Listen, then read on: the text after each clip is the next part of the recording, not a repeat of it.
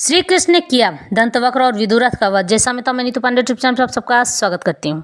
यह समय कलयुग का चल रहा है। मनुष्य जो जैसा कर्म करता है उसका परिणाम उसे वैसा ही भोगना पड़ता है। इसलिए अपने कर्मों को सही और शुद्ध रखना चाहिए। परमात्मा को पाना इस कलयुग में बिल्कुल भी कठिन नहीं है, बल्कि आसान है।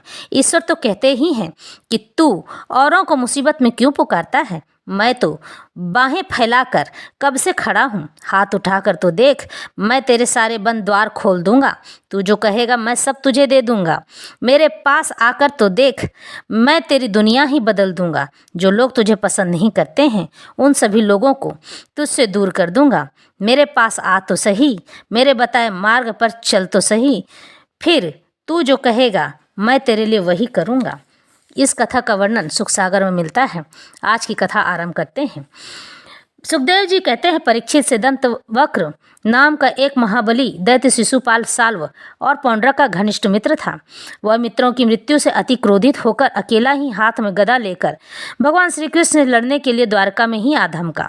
उस दंतवक्र की ललकार सुनकर भगवान श्री कृष्ण भी हाथ में गदा लेकर द्वारका से बाहर निकले। तब उन्हें अपने सम्मुख देखकर वह महाबली दंतवक्र बोला, हे कृष्ण, तू मेरे मामा का लड़का है, किंतु तूने मेरे सभी मित्रों का संहार कर डाला है। इससे मैं तुझे मारकर अपने मित्र ऋण से उरीन होना चाहता हूँ। इतना कहकर उसने भगवान श्री कृष्ण चंद्र पर गदा का प्रहार किया। उसकी गदा से भगवान तनिक भी विचलित न हुए। उन्होंने अपनी चौमुख की गदा उस दंतवक्र की बाती छाती में दे मारी। उसकी चोट से वह मुंह से रक्त उगलता हुआ पृथ्वी पर गिर पड़ा। उसकी ज्योति निकलकर भगवान श्री कृष्ण चंद्र में समा गई। दंतवक्र का भाई विदुरथ अपने भाई की मृत्यु से दुखी होकर हाथ में ढाल तलवार लेकर श्री कृष्णचंद्र को मारने के लिए द्वारका में ही आया। तब भगवान श्री कृष्ण ने अपने चक्र से उसे मार डाला। हे परीक्षित, जब बलराम जी ने यह जाना कि कौरव पांडवों में युद्ध की तैयारी हो रही है और इस युद्ध के कराने में श्री कृष्ण का विशेष हाथ है, तब वे अपने को तटस्थ रखने के लिए तीर्थ यात्रा के लिए निकल पड़े। वे किसी भी पक्ष की ओर से लड़ना नहीं चाहते थे। वे प्रभास क्षेत्र, पृथुदक, बिंदुसार, जितकूप आदि तीर्थों में स्नान दर्शन करते हुए विचरने लगे। तब वे नौमिसारण्य क्षेत्र में पहुंचे। वहां पर बड़े बड़े ऋषियों का दीर्घकाल तक चलने वाला सत्संग सत्र हो रहा था। संपूर्ण भारतवर्ष के ऋषि महर्षि वहां विराजमान थे और उन सबको व्यास जी के प्रिय शिष्य रोमहर्षण सूत पौराणिक कथा सुना रहे थे। तब बलराम जी वहां पहुंचे तो सभी ने उठकर उनका स्वागत किया और उन्हें भगवान का अंशावतार समझकर उनकी पूजा की। किंतु उन सभी रोमहर्षण जी ने जो न्यास गद्दी पर विराजमान थे, न तो उठकर प्रणाम ही किया और न ही उनका कोई स्वागत ही किया। वे सूत जी ज्यों कि तुम अपने आसन पर बैठे रहे।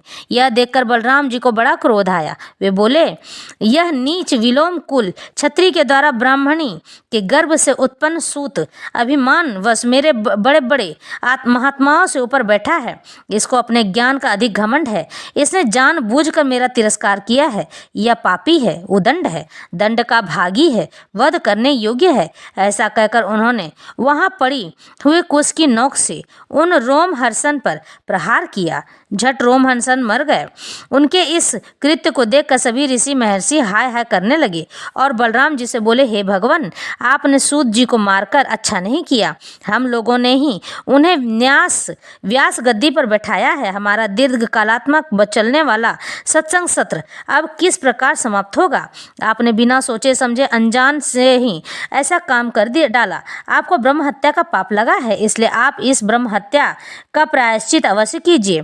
यदि आप ऐसा न करेंगे तो आपके न करने से सभी मनुष्य ऐसा ही आचरण करने लगेंगे, जिसके कारण फिर पाप की शुद्धि होगी। आपका अवतार तो धर्म की रक्षा के लिए ही हुआ है। तब बलराम जी कहते हैं, मैं लोक शिक्षा के लिए अवश्य ही धर्म का आचरण करूंगा और जो उत्तम से उत्तम प्रायश्चित कहेंगे वही करूंगा। यदि आप रोमहर्षण को ही चाहते हैं तो मैं उन्हें अभी जीवित किए देता हूँ। तब ऋषियों ने कहा, हे भगवान, ऐसा कोई उपाय कीजिए जिससे आपका पराक्रम तथा इसकी मृत्यु झूठ न पड़े। और हम लोगों ने तो इन्हें दीर्घकाल तक जीने का वरदान दिया था, वह मिथ्या न हो। तब बलराम जी बोले, हे ऋषियों, पुत्र रूप में पितृ आत्मा ही स्वयं प्रकट होती है, अतः रोमहर्षण के पुत्र आपको कथा सुनावेंगे। मैं उन्हें अपनी शक्ति से दीर्घायु बल शक्ति दिए देता हूँ। अब आप इस ब्रह्म हत्या का प्रायश्चित भी बतलाइए।